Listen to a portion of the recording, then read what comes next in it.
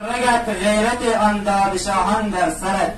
مکتب تو عشق شمرودی بود، حجبهانی زینت راحت شود.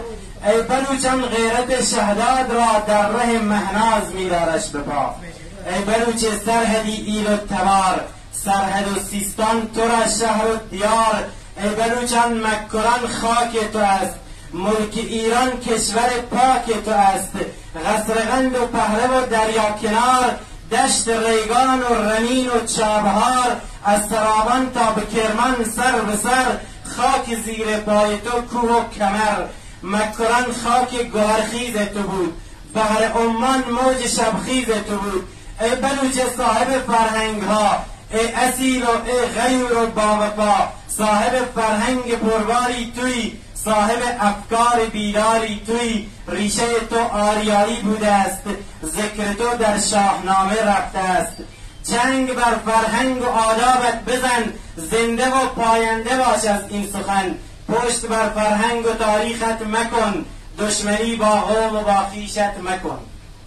پشت بر قوم و تاریخت مکن، دشمنی با قوم و با خویشت مکن. قوم و فامیلت بلوچی بوده است، نام تو با این لقب پاینده گشت. دم مزن از قوم و فامیلی دیگر، این چنین اندیشت باشد به سر.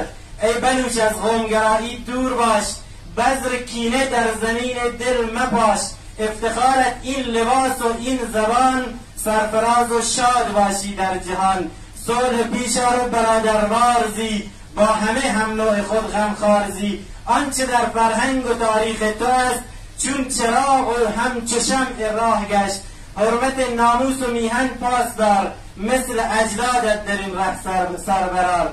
صد روایت از نیاکان تو را نظم کردم تا که گردی آشنا. این چنین راه نیاکان پیشگیر، راه و رسم آن بزرگان پیشگیر. با تشکر دعوت میکنم از جناب آقای حاجی دادشاه تمندانی که استفاده کنیم از صحبت‌های ایشان. من نهایت سعیم را میکنم دوستان اساتید و حاجی آقای بزرگوار در دور نشستن، تمام تلاشم را میکنم از کسانی که نزدیکتر به میکروفون باشند دعوت کنم. لطفا شما از من خورده نگیرید.